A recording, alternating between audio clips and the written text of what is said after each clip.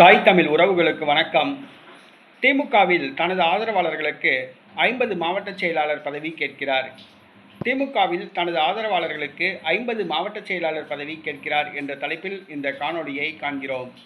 திமுகவில் சில அதிரடி மாற்றங்களை மு.க.ஸ்டாலின் செய்துள்ளார். 2 தொகுதிகளுக்கு ஒரு மாவட்ட செயலாளர், 117 மாவட்ட செயலாளர்கள் திமுகவில் நியமிக்கப்பட உள்ளனர். அதில் 50 மாவட்ட செயலாளர்கள் தனக்கு வேண்டும் என்று கனிமொழி கேட்டுள்ளார். கனிமொழி தற்பொழுது தென் மாவட்ட திமுகவாக மாறி வருகிறார். உதயநிதி ஸ்டாலினுக்கு எதிராக அரசியல் படுகிறார். மு.க.ஸ்டாலினுக்கு பிறகு திமுக தலைமையை கைப்பற்ற நெருக்கடிகளை கொடுத்து வருகிறார். மக்களவை திமுக குழு தலைவராக உள்ளார்.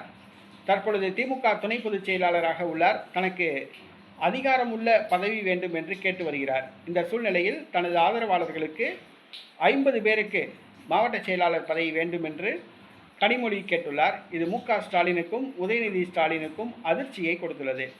கனிமொழி, உதயநிதி ஸ்டாலின் இவர்களுக்கிடையேயான போட்டியில் 3வது நபராக சபரீசனை மு.க.ஸ்டாலின் நுழைக்கிறார். தனக்கு பிறகு திமுகவை வழிநடத்த சபரீசனால் முடியும் என்று அவர் நம்புகிறார்.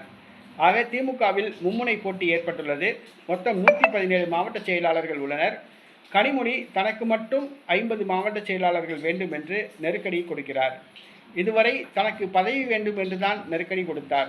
தனக்கு ராஜ்யசபா எம்பி பதவி வேண்டும், திமுக துணை பொதுச் செயலாளர் பதவி வேண்டும், மக்களவை திமுக எம்பி குழு தலைவர் பதவி வேண்டும் என்று நெருக்கடி கொடுத்தார். முதல் முறையாக தனக்கு தன்னுடைய ஆதரவாளர்கள் 50 பேருக்கு மாவட்ட செயலாளர் பதவி வேண்டும் என்று நெருக்கடி கொடுக்கிறார்.